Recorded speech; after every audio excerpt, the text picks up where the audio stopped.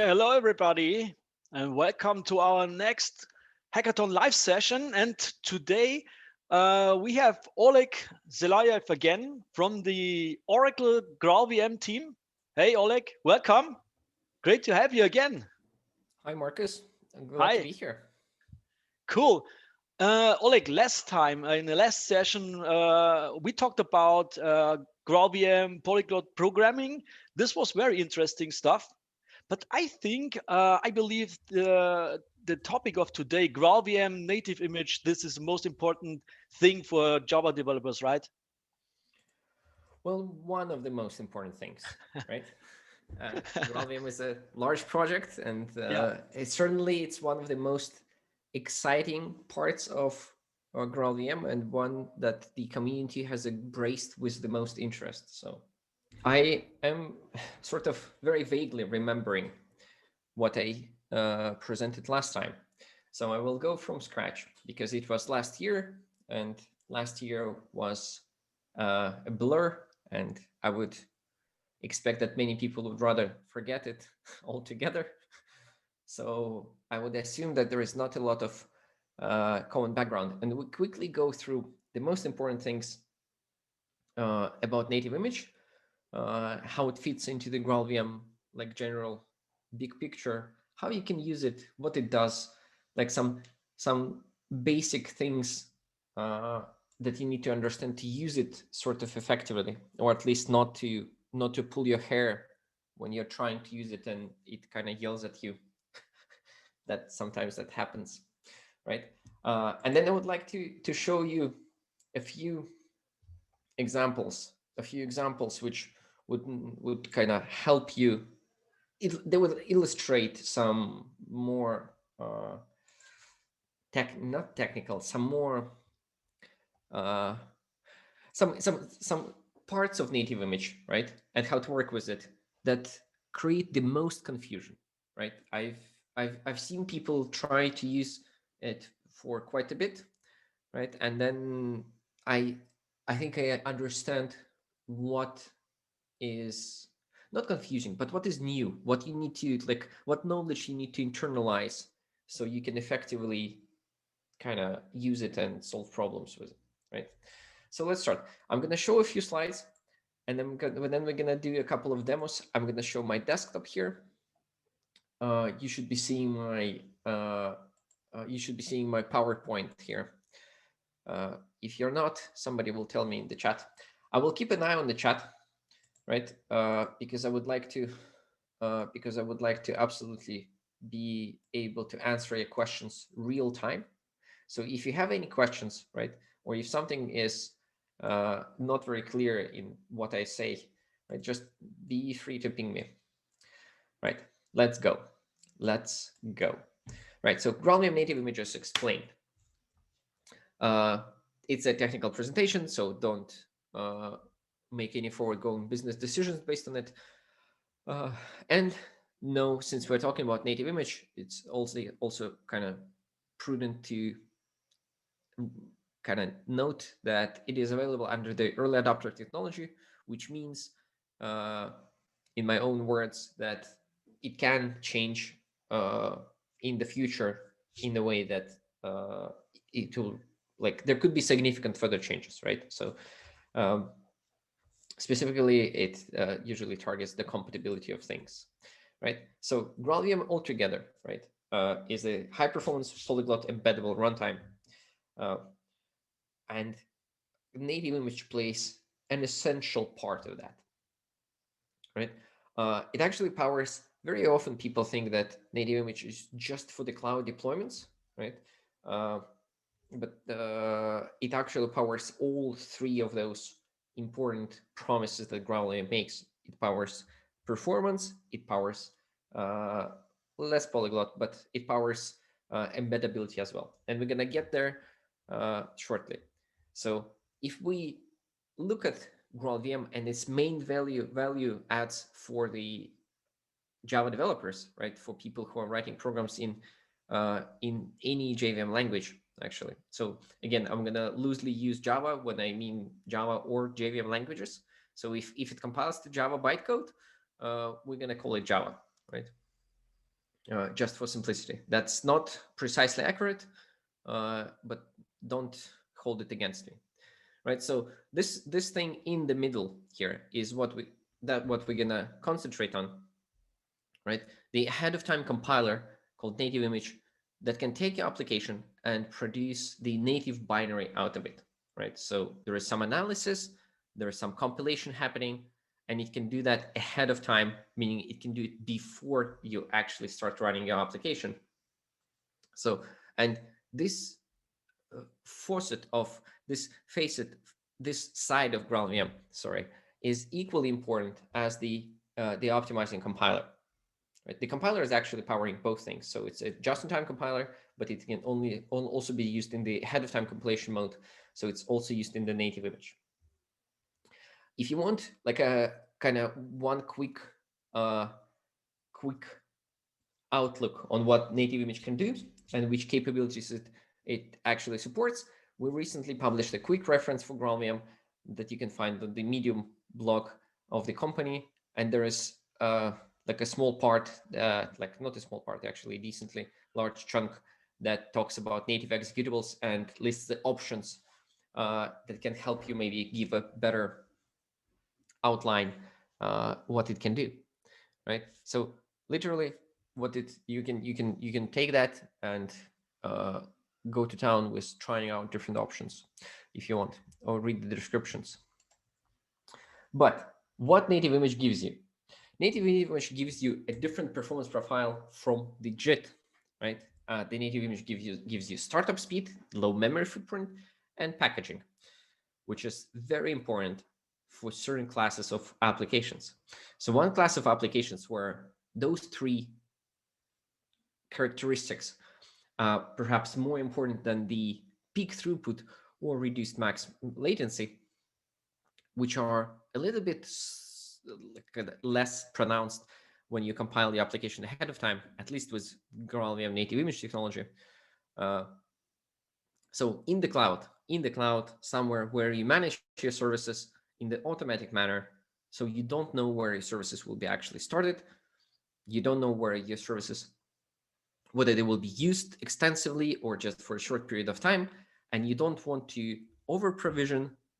You want to cut your costs exactly according to your needs. You want stuff like startup speed and memory footprint, definitely, because you want to put your applications in the smaller containers and you want them to not actually run until they're needed to run. So if you have good startup speed and if your application starts and is ready to do business and serve business requests and respond to your users immediately, that's good because you can then auto scale on demand and kind of satisfy those business needs, those performance agreement numbers. And then the lower the memory footprint is, the better is to deploy to the cloud, because in the cloud, you mostly pay for memory. The smaller packaging is, the better. This is like almost universally true. Very often it doesn't matter. Where it matters a lot is the command line applications. So if you're building command line applications, you very often care about packaging, and not even about the size of the packaging. While that is kind of nice, it's always nice to have like a small utility, right? Nobody wants to download like several gigabytes just to run grep, right? Or to run some command line utility that will go online and like trigger some URL and get a response. So small standalone packaging is also a virtue of GraalVM native image. So you can build your command line applications into a standalone utility, right? And then you double click on that, or you run it from your command line, and it happily runs. So for those means, ahead of time compilation native image is absolutely great, right? And you have to, I think people need to understand more that some people definitely think this, that ahead of time compilation is an option, right? And usually those are people who are absolutely not interested in it. So people who run services for like days, weeks, and months, they're like, I don't need an AOT. I want my JIT. I want my normal Java runtime. I want my normal setup. this native image is absolutely not interesting for me, and luckily it is optional, right? So people who are interested in it very often forget that it's actually optional, right? That it's one of two ways of running your Java application, but it is true, right? So it provides you with a different performance profile that can save you a lot of headache. It can save you money on the cloud. It can enable some use cases, but those are more specific use cases. Normally, you can just run your Java anywhere, just like you want, but it would be just a little bit more awkward for certain use cases, right? So when you run ahead of time compiler, what you do, you change the life cycle of your application, right? Instead of just running your application with the Java utility, you have two options. You have two separate phases. You build the native image by using the native image command and feeding bytecode to it, and then you run it. So it's very important to understand that there are two distinct lifecycle phases there. During the build, what is happening is that the program is analyzed and the program builds into the native executable. I'm sorry. It's built into the native executable under the closed world assumption. So what it means that all the bytecode needs to be seen, right? All the bytecode that will ever be executed in your executable needs to be seen during the build time. It needs to be processed at the build time. It cannot be just sitting there, not processed. All of it has to be processed. So the reason for that is several reasons. One is that everything that is not used. I'm sorry, I need a drink.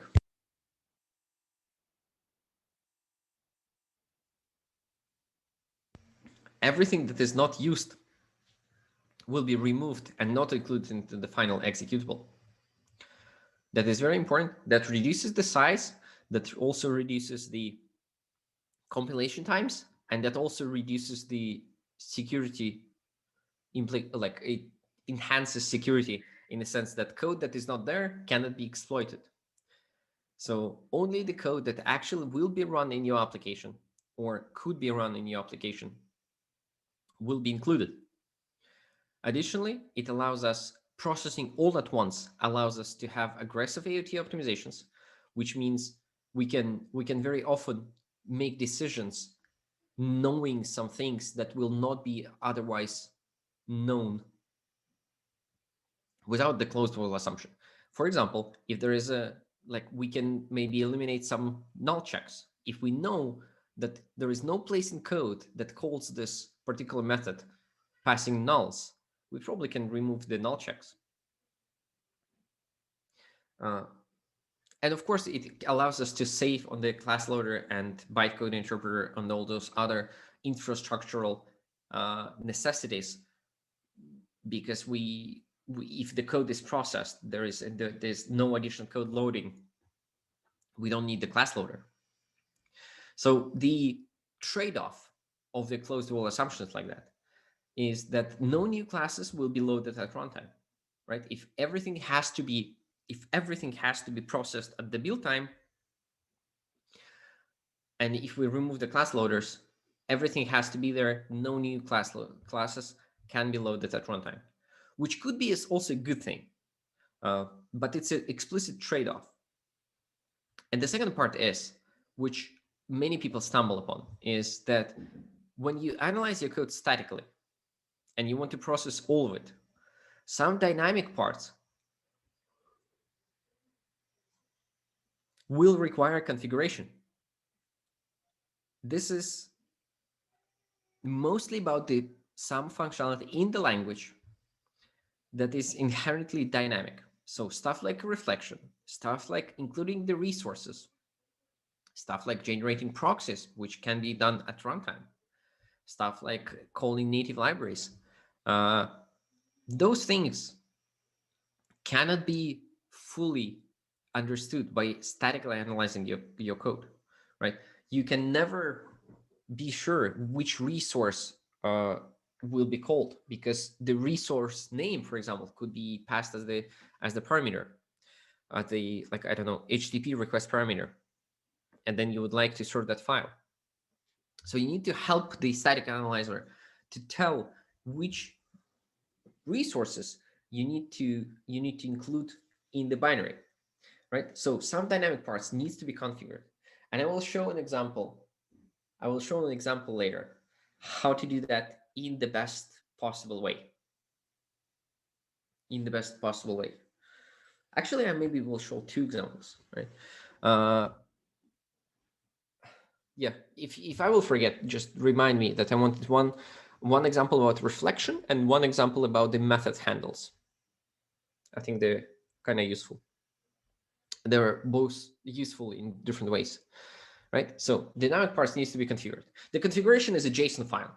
The configuration is a JSON file, but you can generate it like with the tools, or you can write it yourself. So what happens when you build native image? What happens after the analysis? All Java code that goes into your application gets analyzed and initialized. That includes your application, all the libraries that you're using, the classes from the runtime library, and also the components of the virtual machine. So you want your application run with a GC. You want your application to be able to manage threads. You need some sort of runtime components that will do that for you. So all that code is written in Java, so which is good, because the same analytical machinery can be applied to it, right? So all that Java bytecode is taken, looked upon, analyzed statically, together with your configuration, and then the application is initialized. That means that some classes can be initialized, can be loaded, can be snapshotted, and written out as data, right? So the final executable contains the compiled code of your application, and it also contains the sort of the initial snapshot of the image heap in the same executable, right? So that means that you can do some pre-computation of data. For example, you can include initialized locales, or you can include only particular time zones, or you can include or not include, for example, some char sets, because you can initialize them and then they can be ready to go. So doing that allows native image to be really, really fast at starting when we talk about the runtime. The pre-initialized data structures just need to be loaded in memory, right? And they're ready to go. So you don't need to reinitialize, like, say, the same like time zones, for example, or something that maybe can take some time when you need to do the processing, and that could be a good thing. So your application is initialized and written out, and the data that your application also uses in certain manner can be written out. Now, if we want to address the peak throughput and the maximum latency of our application, right, those two axes which weren't as good as the JIT version, we can include a better garbage collection algorithm. So we can enable the G1 GC for the native images. That will probably help with the maximum latency of your requests, right? Because G1 GC is adaptive, so it can minimize the pauses that are GC related, right? And we can use the profile guided optimizations to improve the peak performance. The profile guide optimizations are kind of sort of akin manually doing what the JIT is doing at runtime. So you can build the instrument and binary, and you can run the relevant workloads on it, and then it will output the profile files, which will say like, oh, on those relevant workloads, we, for example, only take this branch of the sort of condition. And then that information can be used to influence the decisions when actually building the final production binary. Both of those options, the G1, GC for native images and the profile guided optimizations, are only available in the GraalVM Enterprise Edition. So it's a Enterprise Edition is of course the Oracle product based on Oracle, based on GraalVM, the open source version. So you can think about using those if you need the improvements in the peak throughput and latency. If you don't want those, the native image feature is of course available in the open source version of GraalVM just as well. Right, so peak throughput and maximum latency, right? And this is the first part where I would like to make a pause in doing the slides, and I would like to go and show two important parts of what the native image entails, right? If anyone has any specific questions about the native image, I'm always happy to see those like as we go, right? But I will go and I would like to show you this, right? So there's a thing called the workshop. So it's available on GitHub. I put it on my GitHub here. I put the link in the chat. And I didn't want to do all of this workshop here with you today. First, because it takes quite a bit of more time than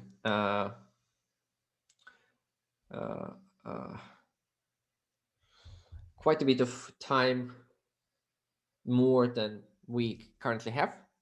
And also it is mostly based on the Micronaut application framework, which I would absolutely love if you look at it. But the workshop, like one of the intended parts is that you maybe use Helidon framework for if you want a web framework for your needs, microservices framework. So I thought it would be not ideal to kind of show exercises and things using some different technology. They're both great, and they are both working with GraalVM native image. So, but just those particular exercises are not for that. So I want to ask you to look at those following two exercises, and of course you are free to do all of them, all the rest of those at your own pace. Right. So exercise here is the assisted configuration for GraalVM native image. Right. Remember when we were talking about the dynamic parts of the language that you need to configure. This is very interesting because that configuration is what a lot of people stumble upon, and then they say that reflection doesn't work on GraalVM native image. What they don't realize is that the reflection works absolutely excellent. It cannot be statically, the static analyzer cannot figure out all the reflection cases, so it needs help. So the reflection API needs to be configured. And also, like, it's not just reflection. That's all the dynamic parts, right? The reflection, the proxies, the resources, method handles, var handles, JNI, some class get declared class API. I guess that's also reflection, but that's not what people very often think about, right? So usually people think about reflection when they need to call methods on classes dynamically at runtime without writing that in the code, right? So they get usually used for model serialization, deserialization. Oh, serialization, deserialization has to be configured as well. And it just, the support for that landed in the recent release, right? So how to provide that configuration? You can manually write those files, and it's a JSON file, so text format, so you can do it, but it's not ideal, right? What you want to do is to use the a Java agent, the tooling that GraalVM provides to generate that configuration. So I'm gonna copy paste the examples here, and we're gonna look at that, and we're gonna build something here, and we're gonna inspect it, right? So this is sort of simple, right? I will just copy, and I have my cloud machine here, which I prepared, not the whole machine. I prepared the directory. So I will do reflection directory. I will go there, and then we'll do reflection example, right? Reflection example Java, and we're going to paste the class here. So what this class does is it takes the class name and the method name through the arguments, and then reflectively instantiated the class. It doesn't, yeah, it gets the class by name, and then it calls the declared method of that class by name on the string, and provides the input from command line, right? And then it prints the result.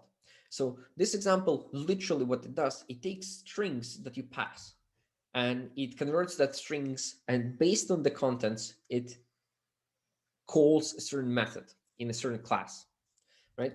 So this is like very nice and neat. We can do Java reflection example Java, of course. Wait, Java C. Of course, we need Java C, right? And then we can do Java reflection example, and then we can do what? String reverser, reverse. Hello world. Right, excellent. So, and our application reverses the hello world, right? So this is all nice and good, right? So now let's try to run the native image out of it.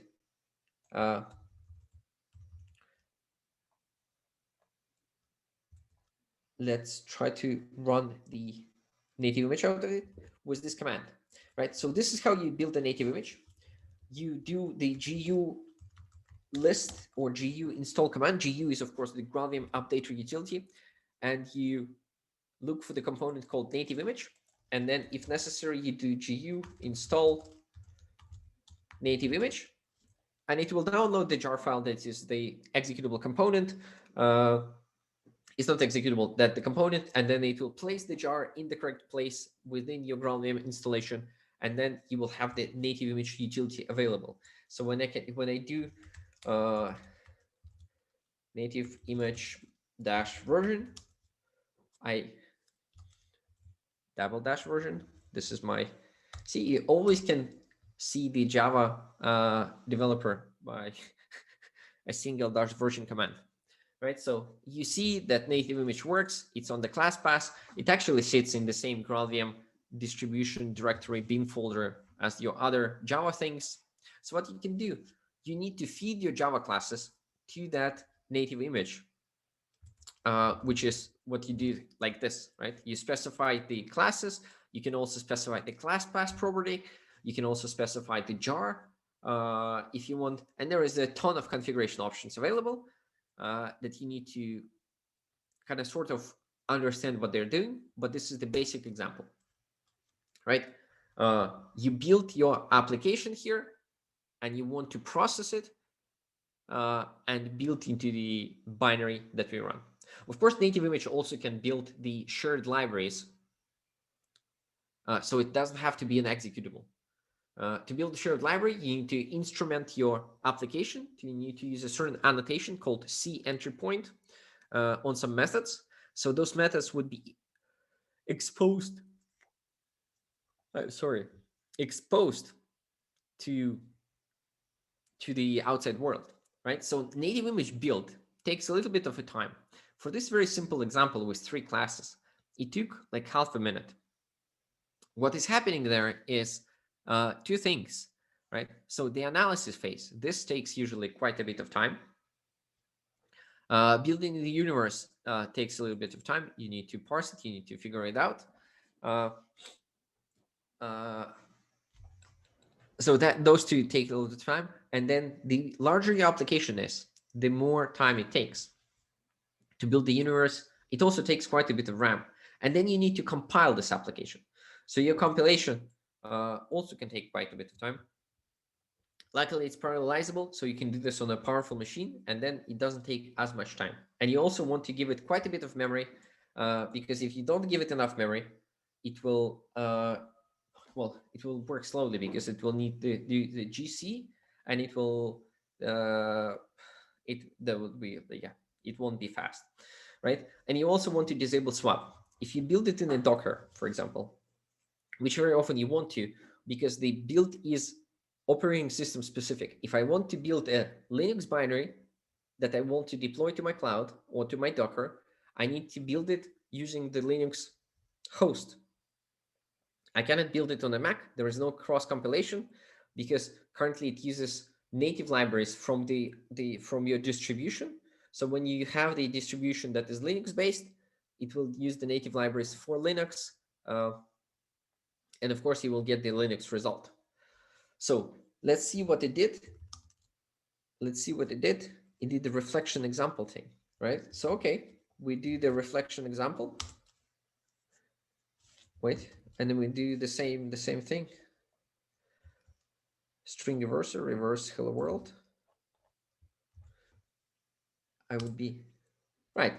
So we get the obvious and expected class not found exception, right? Why? Because the string reverser class is not included into our image. Why is not included? Because we never explicitly said that we're going to use it, right? So remember that in our file here, our main entry point was the reflection example, right? So nowhere in that class we referenced either of those classes. So they were just sitting there, and the analytical engine that processes and builds the universe never knew that we need to include those classes, because we as developers will be calling them later. So of course it didn't. It shook the tree was shaken, the unused code was removed and not included. So only the used code, the code that the analyzer could say like, oh yeah, I see, we're gonna use this one, was included. So we removed everything else. So of course, that's why you see this error that a certain class is not found, even though we could expect it to be found, right? So how to overcome that? You need to provide a configuration. And the best way to do that is very, very simple. What we need to do, we need to make the directory. And I'm going to show you a trick. I'm going to show you a trick here. So we need to make a directory, and we're going to call it the config metainf native image. Right? Config metainf native image.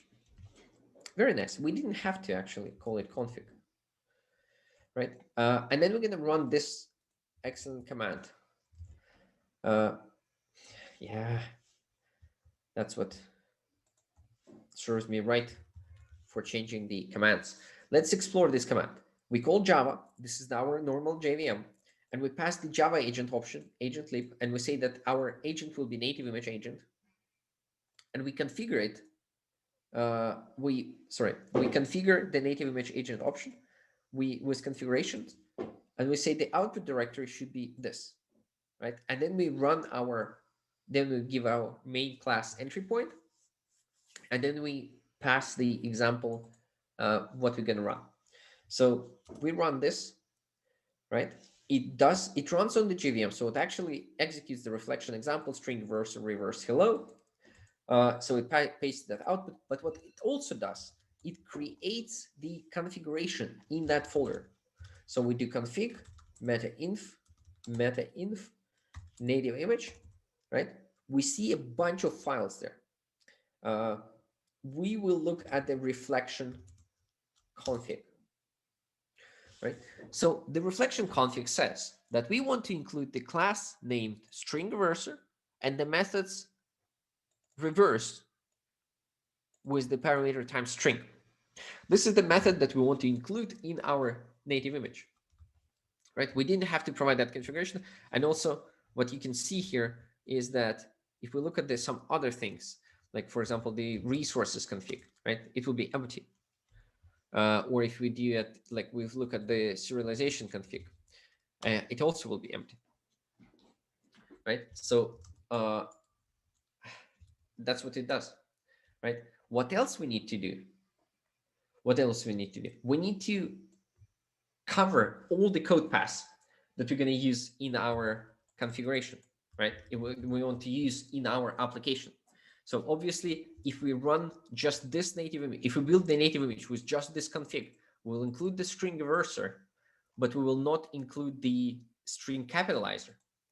So you need to run all the code paths that you want to get the proper configuration. So this is what, sorry, wrong copy paste. This is what we're gonna do. We're gonna run this thing again, changing the directory here. Source me right. Changing the directory, and we're gonna say merge our output to that particular direction, right? So, and we say that this time we're gonna run string capitalizer capitalizing hello. So if we look at the cat now, at the reflect config, now we have two items there, which is the one from the previous run, one from the current run, right? And now we need to run the native image command again, right? Now we need to run it, and we need to include the configuration there. So configuration in the meta-inf native image will be picked up by default, right? So if in the class path you have meta-inf native image, it will pick up that by default.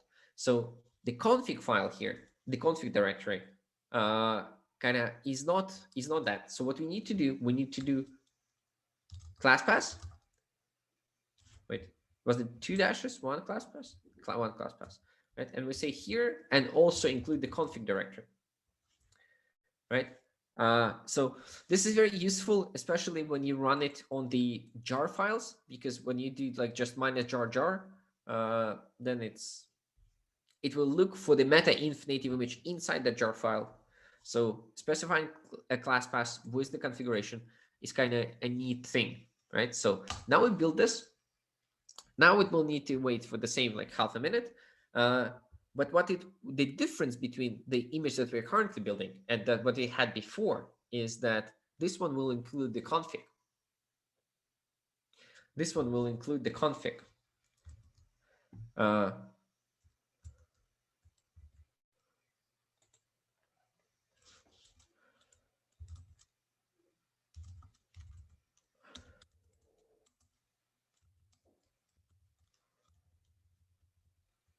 Right? So when we now run reflection example, it works as expected, and the capitalizer as well. Capitalize, and here we have the capitalizer, right?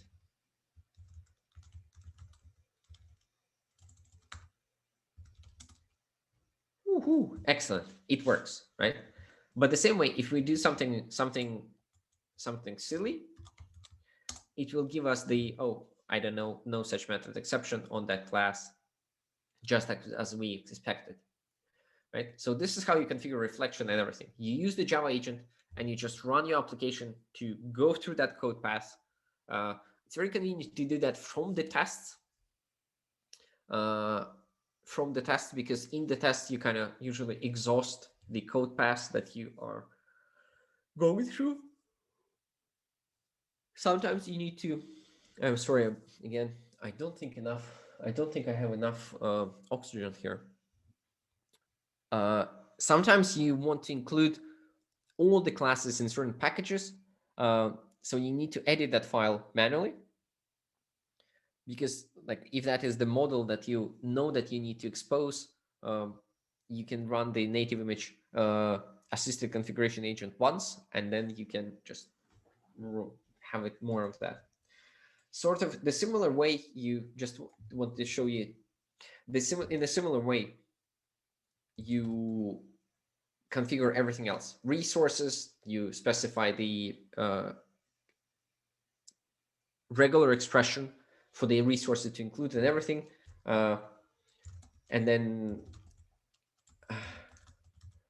this is another example that does serialization, right? So for serialization, you just need to specify which classes you need to serialize, deserialize. So if you have serialization config like this, that can do longs, numbers, and array lists, then, for example, you can use serialization, for example, for serializing the lists of longs, right? What's important here is, what we often forget is that you need to include the super classes for the things as well, right?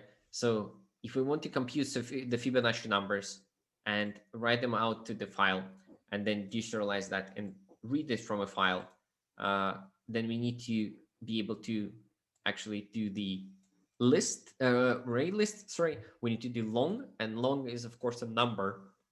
So we need to be able to do numbers as well. We don't need to do list because that's an interface, and we don't particularly need the interface in this particular example because all the classes are known, so we can just use the direct I think, direct call, right? Because there could be no additional classes that will implement that list, right? So, and of course it will work. And then if I run this example that I built yesterday, right, you will see that the serialized is equal to the deserialized thing very nicely. And the configuration was generated, of course, using the assistant configuration agent. So that was another example, very brief. Now we have 15 minutes more. This is, so what I wanted to talk about is the class initialization, right? So I hope it's clear, right? So run with the native image agent like that, and it will be very good, right? Another thing that people kind of throws off people is the class initialization strategy, and this is the direct consequence of having a different life cycle than normal Java applications. So we are having the build phase and the runtime. And our application is initialized. Remember on the diagram I showed, there was this initialization step. So application is initialized. While it is doing so, it might need to have access to certain classes. Right? Certain access to certain classes. So the classes, when they're used for the first time, are initialized. So that could happen. And those classes could have some code run during the build time. And that code might be doing some things which it's not supposed to be doing, right? And then, of course, some classes can be initialized at runtime. So when you're touching those classes, when you're using them for the first time, they will execute some initialization code. And that will happen within the native image runtime, right? So two distinct phases, you need to understand that very well. So here's also the example. I'm going to run it. Let's look at it first. So we have the main class. It calls a.b do it. So A is a class that only holds B in a static field. B is a class that only holds the char set UTF 32 little Indian.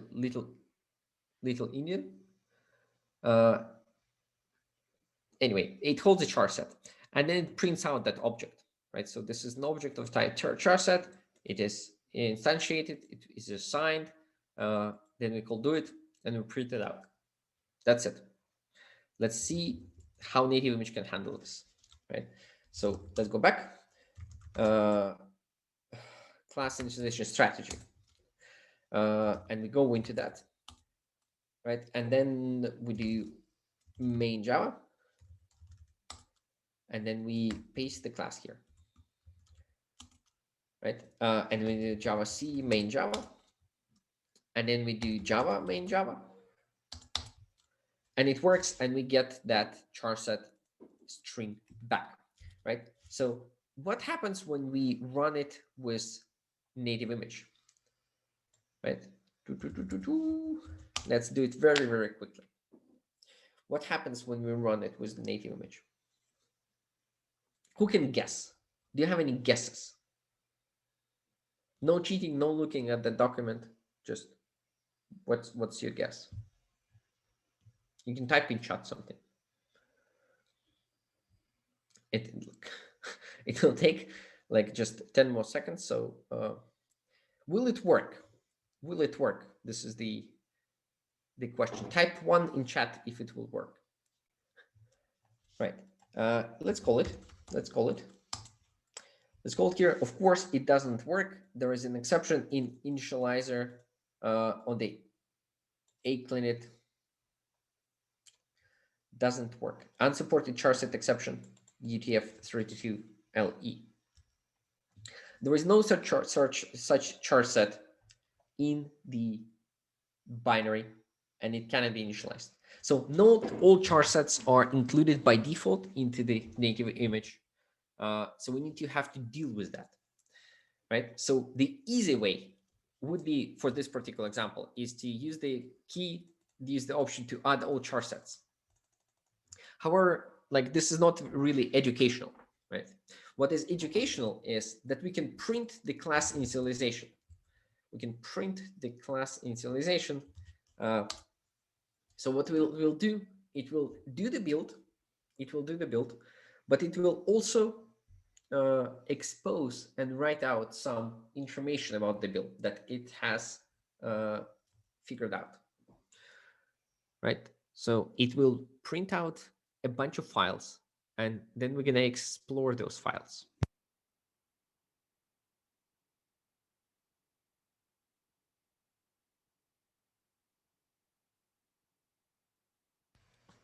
Right, now we have that, and let's see all of them, right? So let's see this file. This is the build time classes with the timestamp. So this is a number of classes which will be initialized at build time. So there are some primitives, of course. There is the main class, which is our main class, right? There is a bunch of classes that are the core classes of the runtime for the native image.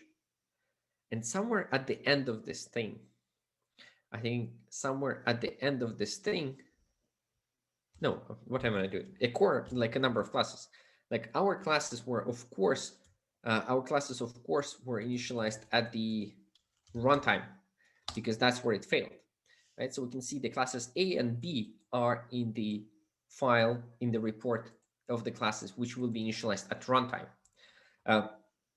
Some classes, of course, are necessary to initialize at runtime. For example, a good example here is for the container support, right? You want to have limits known, how much memory, how much CPU you have within the container.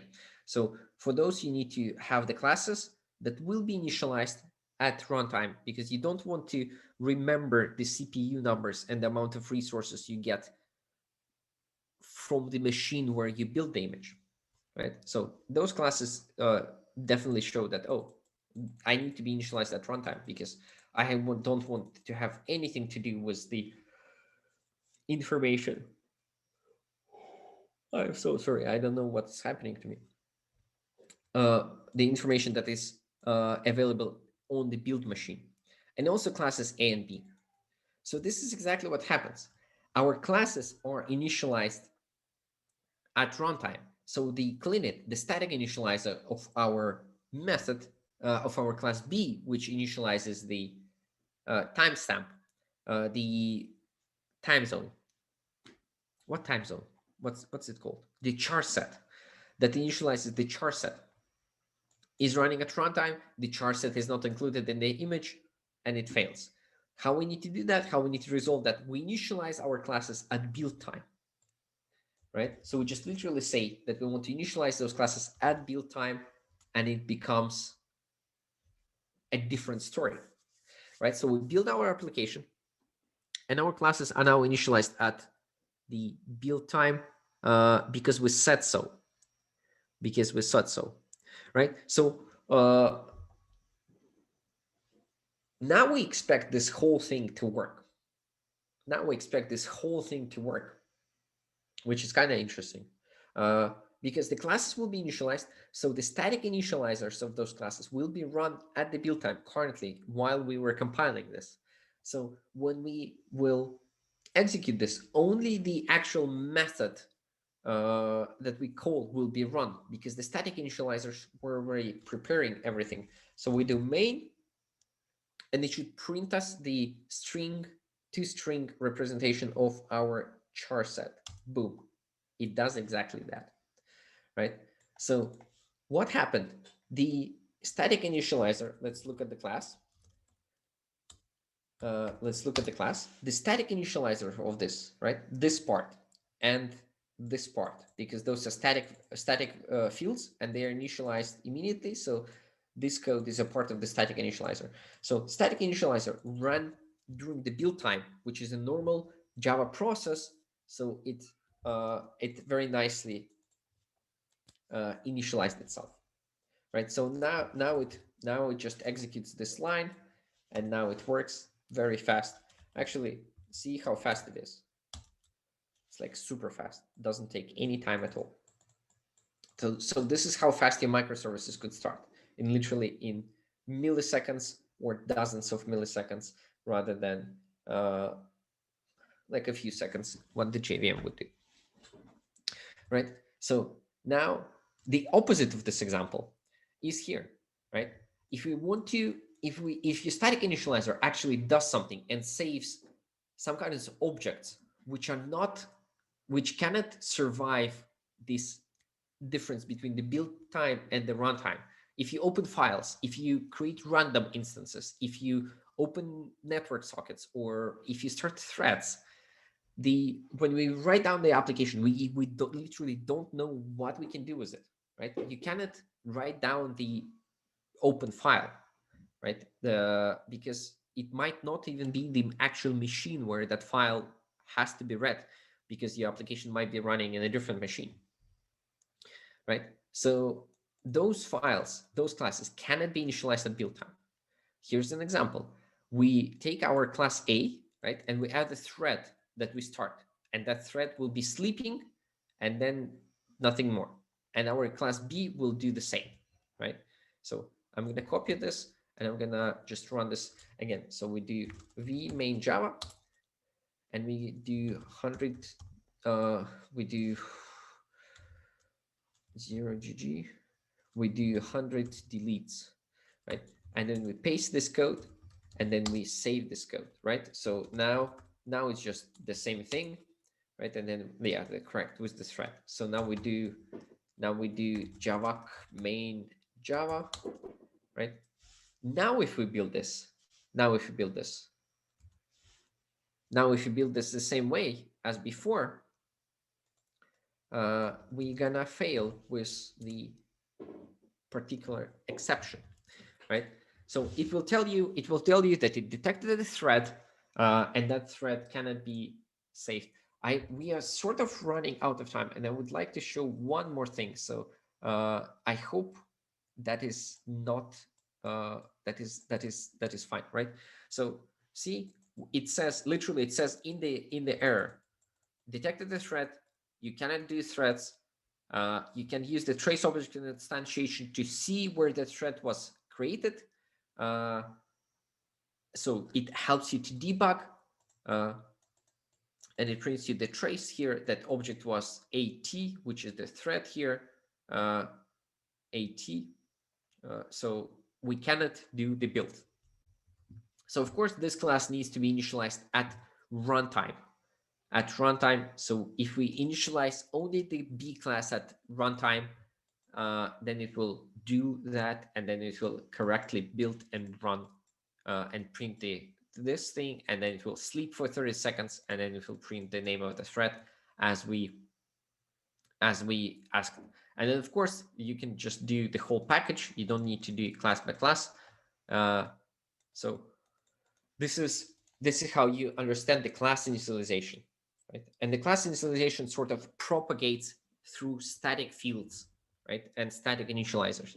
If you initialize a class at build time and it uses in the static initializer, it uses some other classes, those classes will also need to be initialized at build time because some logic from them needs to be executed. And before you can do that, you need to initialize the class. So there is a chain reaction there. Right, so this is about class initialization. And now I want to, right, so this is the closed assumption. As we saw in the reflection example, some classes are removed and there is no new code can be run within that native image. So it's a kind of very, like, it's an ahead of time compiled thing, right?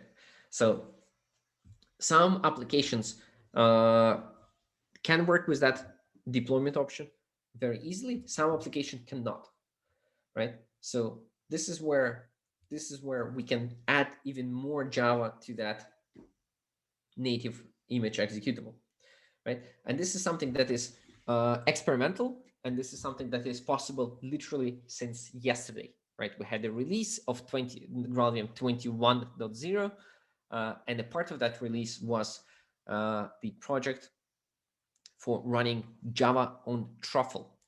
Java on Truffle is the GraalVM implementation of the Java bytecode interpreter and the other necessary components for the JVM. So it's sort of a JVM based on GraalVM. It's written in Java. It's open source. You can find it in the GraalVM repository, right? And what it allows you to execute Java with you need to install that with GU, and then you can run Java minus truffle, and then the JVM that is going to be used is the GraalVM's truffle-based implementation of the JVM, right? It is currently not fast. It is currently not starting fast. So, but what it can do, it can be embedded in different various contexts, right? So one good thing about that is that it is a Java application, and Truffle is a Java application, and the GraalVM compiler is a Java application. So all that can be processed with a native image into the native binaries, right? So we can take the Java on Truffle and we can put it into the native image binary, literally creating this, right? So we can mix the ahead of time compilation and the JIT compiled Java in your programs, right? So with the JIT, you have the native code, which is the hotspot, and then the Java code that runs. In the ahead of time compiling, you have the Java code, and the VM, which is for the GraalVM native image part, is the components from the Substrate VM project, right? So all of that is compiled to native code, and that's purely native code. If we want to mix those, this is what we get. We get the whole thing. AUT is here and Java code plus VM, right? And we add the Java on Truffle and GraalVM JIT, which is all the Java code that is also compiled as the native image. And then that part, this box here, the middle box, can execute and JIT Java code, right? It can load, it can dynamically execute. And I'm sorry. It can load, it can dynamically execute, it can JIT the code, and I'm going to show you it on an example. If you want to learn more, want to learn more, there is the blog post. I will put it in the chat about the Java on Truffle implementation. Check it out, right? But what you can do with it, is this. Right? You can compile applications and make them execute Java on top of it, even if the base thing is the ahead of time compiled native image. So we have an implementation of the JShell. JShell is, of course, this application, which is the command line utility that can take things and execute some random Java code. List of 1, 2, 3, nope, 2, 3, 2 string, right? So you can write Java code in there and it will run. This application is I think it's a classical example. It consists of two parts. One is the UI, one is the base here, right? That is the command line application that handles the input output and sends the arguments to the compiler backend, to the runtime backend, which one then evaluate the code. So what we can do is we can build this application, and then we can use Truffle on Java on Truffle, sorry, to execute the code snippets that we actually are passing here. So here's how we do it, right? The build part is simple, right? We compile the classes to get the bytecode. We put the bytecode into the jar, and then after that we run the native image command, and we pass a bunch of options, which you sort of need to know how to use if you want to do this advanced stuff. The most important here is adding language Java. Which means that we want to include this Truffle on Java on Truffle. I'm sorry again. And right, so we're gonna run it. I'm gonna run it. I hope it works. I hope it still works. If anything, there is the backup file, right? So while we are doing this, while we are running this, let me actually try to show you.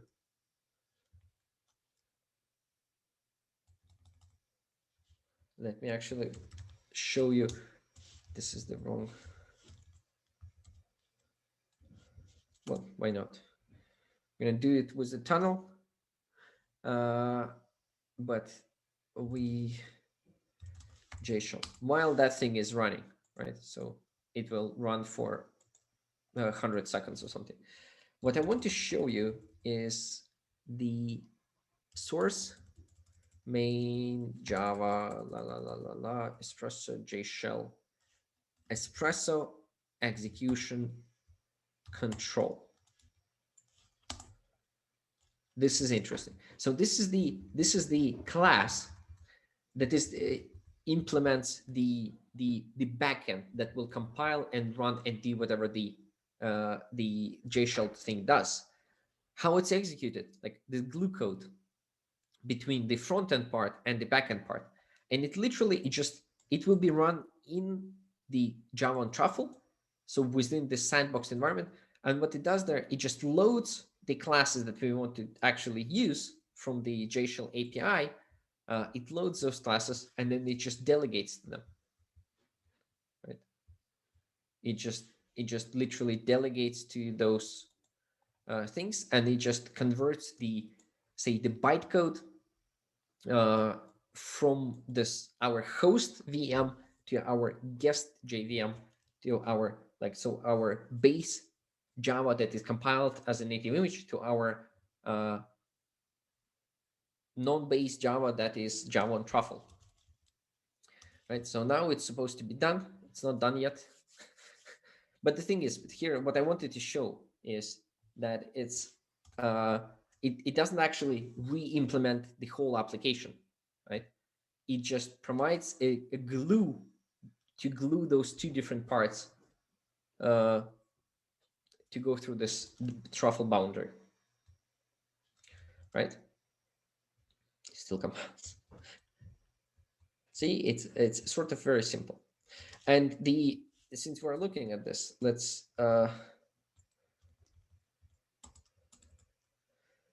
look at the JavaScript Launcher.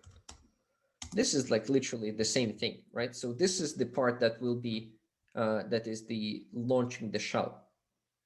So here we just say initialize the Java on Truffle execution context, and just say that we will only run with the execution mode running on Java on Truffle. Codename Espresso. Right now it's built. Done. So we have here the Espresso JShell file, right? Built today. When I do file Espresso JShell, it's a binary file, right? And when I inspect it, right, it doesn't depend on the JVM. It doesn't depend on the JVM. Of course, it will load the JVM when it will start loading the Truffle in Java, because that's a full implementation of the JVM. But that would be the Truffle in Java JVM. It wouldn't be the hotspots like libJVM. Right. So what I can do now, I can just do Espresso JShell, and look how quickly it starts. It's like super fast, right? Let me show it.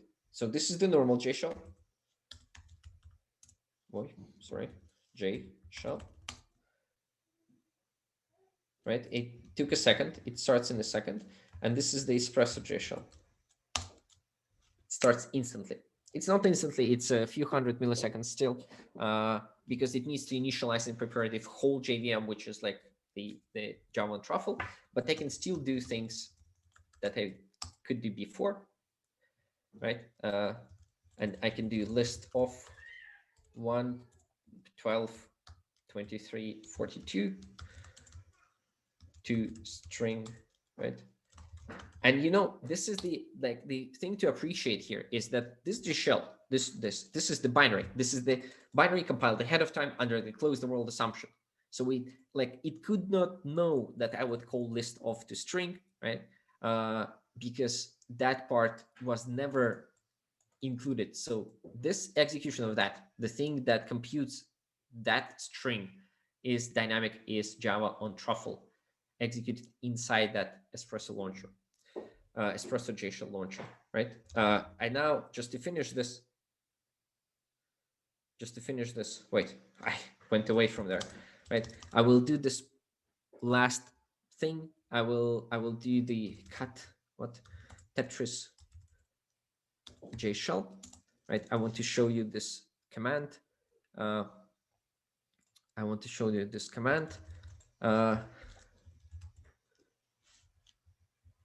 We're gonna start our Espresso JShell and give it the class path of the Tetris jar file.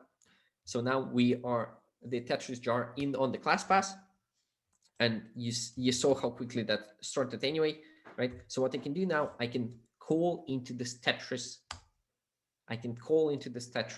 And I'm having the fully featured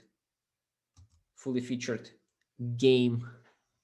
Let me toggle color, right? That is sort of very slow, but it runs the actual game of Tetris here. Technically, it could become faster because the Java on Truffle would compile things, and it would become faster. But this particular version actually has a tick that is like very slow, so it will not become faster here. I need to figure it out how to prevent, how to do that, right? So that's it. This is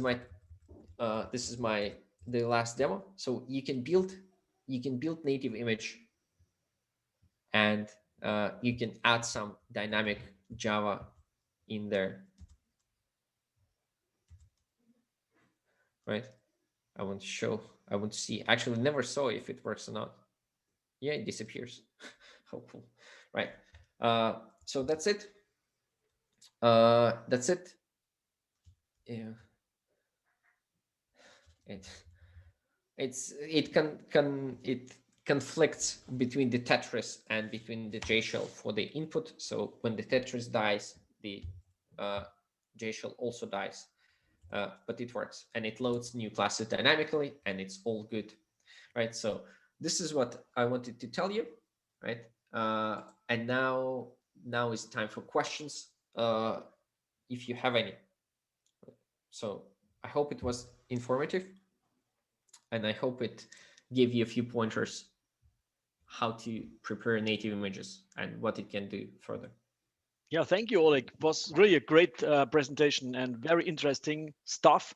Thank Yeah. you, Marcus. I enjoyed this a lot, and I hope this information will help the participants build some cool applications. Definitely. Thank you, Oleg. And thank you, everybody, for joining. If you like our videos, so all the videos with Oleg are online already, then subscribe our channel. Then see you next time. Goodbye.